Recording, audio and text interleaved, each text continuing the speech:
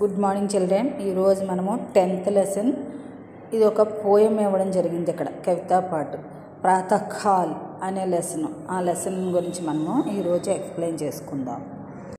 చూడండి, మనది 10th lesson ప్రాతకాల్. ప్రాతకాల్ అంటే ఏంటి? ఉదయం మార్నింగ్ని ప్రాతకాల్ అన్న. మార్నింగ్ అని ఇంగ్లీష్లో అంటే హిందీలో ప్రాతకాల్ అన్న, తెలుగులో అయితే ఉదయము అన్నాం.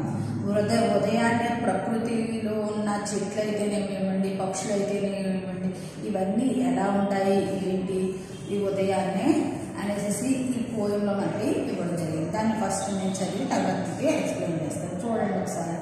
पूरब का आकाश अभी तो थोड़ा उजाला हो गया है, अपने धुंधले आंगन को उसने थोड़ा ही धो पाया है।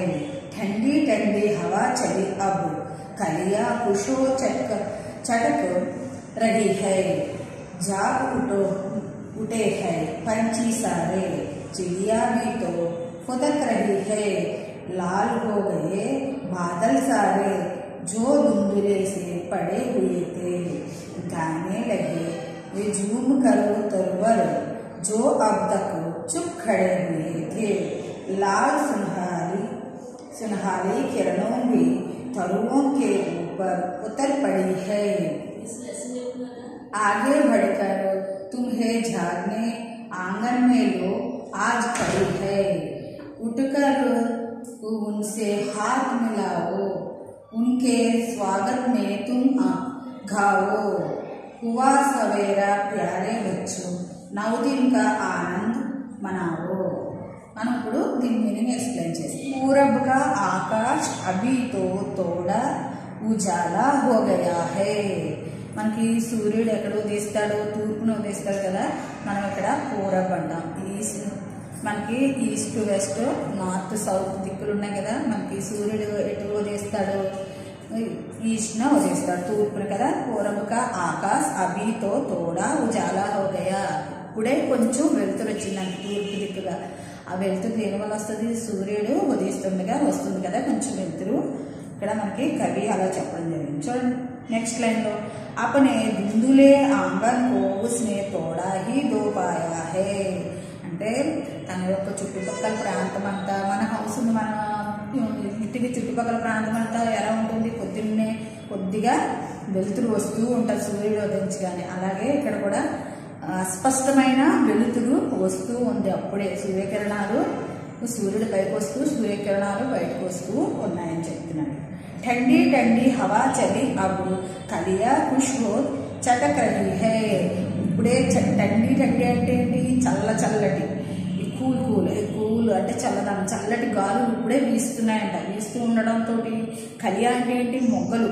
ఈ మొగ్గలు, పూల యొక్క మొగ్గలు ఏం చేస్తున్నాయి? అవి నెమ్మదిగా విచ్చుకుంటూ అటు ఇటు కదులుతున్నాయి. ఉదయాన్నే మొగ్గలు ఎలా ఉంటాయి?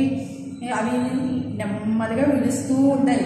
ఈ చల్లటి గాలులు ఆ మొగ్గలకి తగులుతుంటే ఏం చేస్తున్నాయి? అటు ఇటు కదులుతూ చక్కగా పువ్వు కింద విడుస్తున్నాయంట. जाग उठे है पंछी सारे, चिड़िया भी तो फुदक रही है. जाग उठे है అంటే ఏంటి? మేల్కొనడం. అన్నీ మేల్కొన్నాయంట. పంచి అంటే ఏంటి? పక్షులు, బర్డ్స్. ఇవన్నీ కూడా మేల్కొన్నాయంట. ఇంకా ఏంటి? చిడియా అంటే ఏంటి? చిన్న పక్షులు అంటే పిచ్చుకలు, ఇంకా చిన్ని ఉంటాయి కదా పిచ్చుకలు, బంగారు పిచ్చుకలని, చిన్న పిట్టలు అవి ఉంటాయి కదా. అవన్నీ కూడా అప్పుడే కళ్ళు తెరుస్తున్నాయంట. ఉదయం అయింది కదా అందుకనేసి. लाल हो गए बादल सारे, जो धुंधले से पड़े हुए थे. బాదల్ అంటే ఏంటి? మేఘాలు కూడా కొంచెం ఎర్రగా అవుతున్నాయంట. ఎందుకు? ఈ యొక్క సూర్యకిరణాలు ఆ మేఘాల మీద కూడా పడి ఆ వెలుతురికి ఎర్రగా కనిపిస్తున్నాయని చెప్తున్నాడు. ఉదయాన్నే మనకి ప్రకృతి ఎలా కనిపిస్తుందో ఇవన్నీ చెప్తున్నాడు. పక్షులు ఎలా ఉంటాయి, చెట్ల యొక్క ఏంటవి, పువ్వులు, మొగ్గలు ఇవన్నీ ఎలా ఉంటాయి, సూర్యుడు రాగానే పొద్దుటే వాతావరణం ఎలా ఉంటుందో మనకి పోయంలో ఎక్స్ప్లెయిన్ చేశారు. చూడండి తర్వాత, గానే లగే జూమ్ కరు తరువ్వరు. గానే లగే అంటే పాటలు పాడుతున్నాయంటే ఏంటవి? ఈ జూమ్ కర్ అంటే జూమ్ అంటే ఊగడం, సంతోషంతో ఊగుతూ పాడుతున్నాయని చెప్తున్నాడు. ఏంటవి? చెట్లు, మొక్కలు ఇవన్నీ చాలా ఆనందంగా ఉన్నాయన్నమాట. జో అబ్ తక్ చుప్ ఖడే హుయే థే. ఏవైతే ఇప్పటి వరకు సైలెంట్గా ఉన్నాయో అవన్నీ కూడా ఒకసారి తెల్లవారగానే ఈ సూర్యుడు రావడంతో, ఈ గాలులు రావడంతో అన్నీ కూడా కదులుతూ అటు ఇటు ఊగుతూ ఉన్నాయన్నమాట. ఆనందంతో ఉంది. అదే అప్పటి వరకు రాత్రంతా ఎలా ఉంటాయి, చెట్లు సైలెంట్గా అలాగే ఉంటాయి. తెల్లవారగానే కొంచెం గాలి వీస్తూ ఉంటుంది, వెలుతురు వస్తూ ఉంటుంది, అవి కూడా చక్కగా అటు ఇటు కదులుతూ ఉంటాయి. తర్వాత నెక్స్ట్ చూడండి ఏముంది, లాల్ సునహారి కిరణేబి. లాల్ అంటే ఏంటి, ఎరుపు. సూర్యకిరణాలు ఎలా ఉంటాయి, పొద్దుటే కొంచెం ఎర్రగా ఎరుపు కలర్స్లో ఉంటాయి మనకి.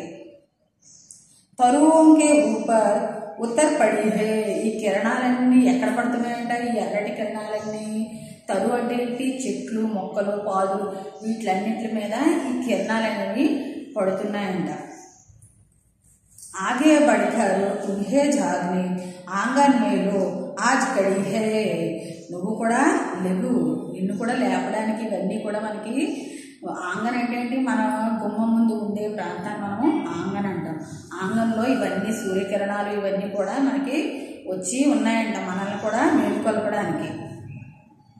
ఉట్కర్ ఉన్సే హాత్ మిలావో ఉన్కే స్వాగత్ మే తుమ్ గావో. నువ్వు లేచి ఆ ప్రకృతి అందాలుగా అన్నిటికీ మనం స్వాగతం చెప్తాను. సూర్యకిరణాలు మన ఆ వాకిట్లో కూడా వస్తూ ఉంటాయి కదా, మన ఇంట్లో మనం తలుపు తీసి వాటిని ఆహ్వానించమని కూడా ఇక్కడ కవి చెప్తున్నాడు. నువ్వు కూడా లేచి వాటిని ఆహ్వానించు అని చెప్తున్నాడు. హువా సవేరా ప్యారే బచ్చే.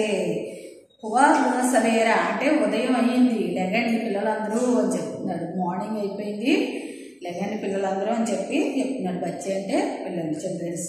నవదిన్ కా ఆనంద్ మనావో. నవదిన్ అంటే ఏంటి, కొత్త రోజు. కొత్త రోజుకి మీరందరూ ఆనందం అంటే హ్యాపీగా ఉండి సంతోషాన్ని పండుగ జరుపుకోండి. కొత్త దినము ఈరోజు అంటే ఒక రోజు గడిచిపోయింది, తెల్లవారింది, మళ్ళీ పొద్దున్నే మనం అందరం ఎలాగైతే ఈ పక్షులు, చెట్లు, సూర్యుడు ఎలాగైతే సంతోషంగా హ్యాపీగా లేచి అన్నీ ఇది అవుతున్నాయో అలాగే నువ్వు కూడా లేచి తొందరగా చాలా సంతోషంగా రోజుని మొదలుపెట్టని చెప్పి ఇక్కడ చెప్పడం జరిగింది. ఇక్కడ కొన్ని శబ్దాలు ఇచ్చారు చూడండి, చెప్తాను. దుందులా. దుందులా అంటే ఏంటి, అస్పష్టమైన. అస్పష్ట అన్న కూడా దుందులా అన్న కూడా ఒకటే. అంటే కొంచెం ఇంకా పొద్దున్నే చూడండి చీకటి ఉంటుంది, కానీ లైట్గా వెలుతురు వస్తూ ఉంటుంది. కనబడలేనట్టుగా మనకి వెలుతురు కూడా వస్తూ ఉంటుంది అప్పుడప్పుడే. దాన్ని మనము అస్పష్టని దుందులా అంటాం. మనకి కనబడలేనట్లుగా ఉండడాన్ని అలా అంటాం. తరువు అంటే ఏంటి, పేడు, ట్రీస్. తరువు అంటే పేడన్నా తరువు అన్నా కూడా ఒకటే, చెట్లని మనము అలా అంటాం, ట్రీస్. నవ్వు అంటే నయ, కొత్తదనం. నయ అంటే కొత్తదనం, అంటే కొత్త ఉదయం వచ్చింది కదా. ఇక్కడ మనకి ప్రకృతి సూర్యుడు రాగానే కొత్త ఉదయం మళ్ళీ వస్తుంది. తర్వాత ఉజాల అంటే సఫేద్. ఉజాల అంటే వెలుతురు, సఫేద్ అంటే తెలుపు, తెల్లటి వెలుతురు మనకి ఇక్కడ చెప్తున్నాడు. మనకి ఈ పోయము మీరు చక్కగా ఒకసారి మళ్ళీ చదవాలి.